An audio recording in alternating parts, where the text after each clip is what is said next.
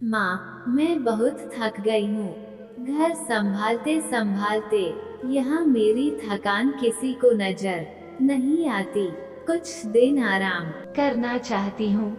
सोच रही हूँ कुछ दिनों के लिए अपने मायके आ जाऊं। आते हुए अपने बच्चों को भी साथ ले आऊंगी। वे वहीं से स्कूल चले जाएंगे। आखिर एक ही शहर में ससुराल और मायका होने का कुछ तो फायदा मिले। नम्रता ने फोन पर अपनी माँ से कहा।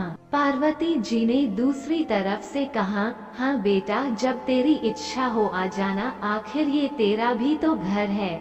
ठीक है माँ, तो मैं कल ही आ जाऊंगी। नम्रता खुश हो बोली। हाँ बेटा, कल आ जाओ, मैं तुम्हारा इंतजार करूंगी। अभी मैं फोन रखती हूँ, मुझे मंदिर भी जाना है। कमला जी ने फोन रख दिया और सीधे किचन में गई। किचन में खाना बना रही बहू से बोली, अरे अनुपमा सुनो, कल तुम्हारी ननंद आ रही है। आज बाजार जाकर फल, सब्जी और मिठाइयाँ लेकर आना। बेचारी मेरी बेटी ससुराल में नौकरों की तरह काम करती है और उस पर कोई ध्यान ही नहीं देता। यहाँ आएगी, कुछ दिन रहेगी तो उसका मन और तबीयत अच्छे रहेंगे। सास के मुंह से ऐसी बातें सुनकर अनुपमा का चेहरा उतर गया। वह मन ही मन सोचने लगी, काश आपको मेरी थकावट भी नजर आती।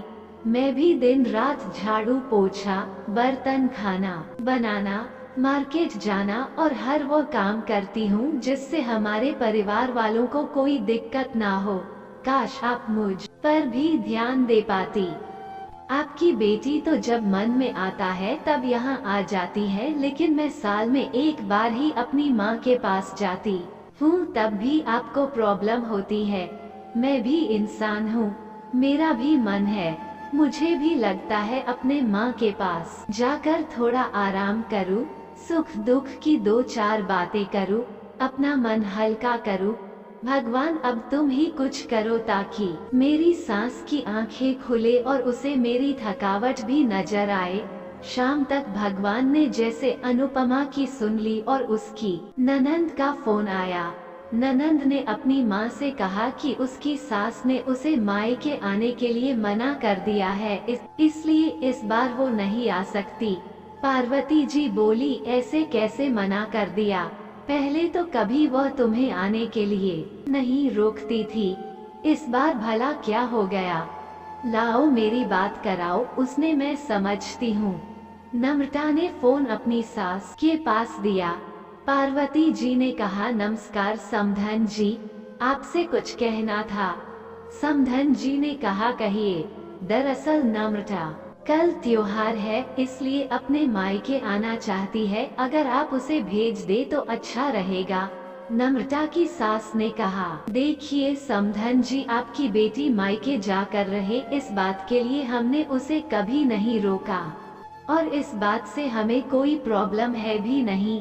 कुछ दिनों पहले मैं अपने रिश्तेदार के शादी में गई थी, वहाँ आपकी बहू अनुपमा की माताजी से मिलने का मौका मिला। उनसे गपशप करने के दौरान उनकी बातों से पता चला कि अनुपमा को साल में एक ही बार अपने मायके जाने को मिलता है और वह भी बहुत कम समय के लिए।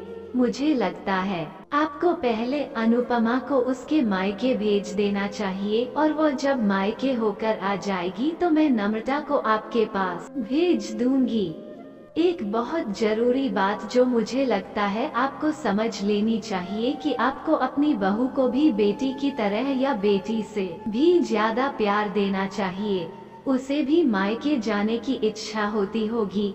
हो सकता है नम्रता के वहां आने से उसकी आवभगत करने के लिए आप उसे उसके मायके नहीं भेजती होंगी, या फिर वह आपसे कुछ कहने से अभी डरती हो। अगर आप उसको घर में ही कैद रखेगी तो एक दिन ऐसा आएगा जब वह आपके खिलाफ बोलने लगेगी, फिर वह आपकी सुनेगी भी नहीं और जब चाहे तब अपने मायके जाएगी। ऐसी परिस्थिति आए, इससे अच्छा है कि आप ही कुछ बदलाव अमल में ले आए जिससे आपका रिश्ता और रिश्ते की मिठास खराब ना हो। पार्वती को अपने समधन के हर एक शब्द में सच्चाई नजर आई। उन्हें महसूस हुआ कि उन्होंने अपनी बेटी के प्यार में अंधे होकर कभी भी अपनी बहू के मन का विचार नहीं किया। उन्होंने हमेशा ही अपनी बेटी को अपने बहू से ऊपर रखा। दूसरी तरफ नम्रता भी अपनी भाभी के बारे में हो रही इस बातचीत को सुन रही थी। उसने भी रियलाइज किया कि वो कभी भी अपनी भाभी के साथ ठीक से बात नहीं करती, और जब जब वो अपने मायके जाती है तो भाभी थोड़ी उदास रहती है। पार्वती जी ने अपनी बहू को बुलाया और उसे कहा कि अनुपमा कुछ दिनों के लिए नम्रता नहीं आने वाली है, इसलिए पहले तुम अपने मायके होकर आओ। ये सुनते ही अनुपमा का चेहरा खिल गया, क्योंकि यह पहली बार था जब उसकी सास ने सामने से उसे अपने मायके जाने के लिए कहा था। अगले दिन अनुपमा अपने मायके गई और इस बार 1-2 दिन नहीं, पूरे हफ्ते भर रहकर आई। अपने माँ बाप से, अपने रिश्तेदारों से मिलकर आई, और जब वह लौटकर आई तो उसका चेहरा खिला हुआ था, उसकी आंखें चमक रही थी। अनुपमा के आने के बाद नम्रता भी अपने मायके आई और इस बार वो खुद सामने से अपनी भाभी से खुशी खुशी मिली और अच्छे से बात की। नम्रता ने अपनी माँ से बात करके उन्हें भी अच्छे से समझने में मदद की कि वह कहीं ना कहीं अनुपमा के साथ गलत व्यवहार कर रहे थे। दूसरी तरफ अनुपमा अपने ससुराल वालों के बदले रवैया से बहुत खुश थी। अब वो खुशी खुशी सबका ध्यान रखती और हर काम प्यार से करती। वह ध्यान रखती कि कोई भी ऐसी बात या काम ना करें जिससे घर में तनाव का माहौल पैदा। पार्वती जी अपनी बहू को खुद ही समय समय पर मायके भेज दिया करती। एक छोटे से बदलाव ने सास बहू और भाभी ननंद के बीच की कड़वाहट को दूर कर दिया और रिश्तों को और भी ज्यादा मीठा और मजबूत कर दिया।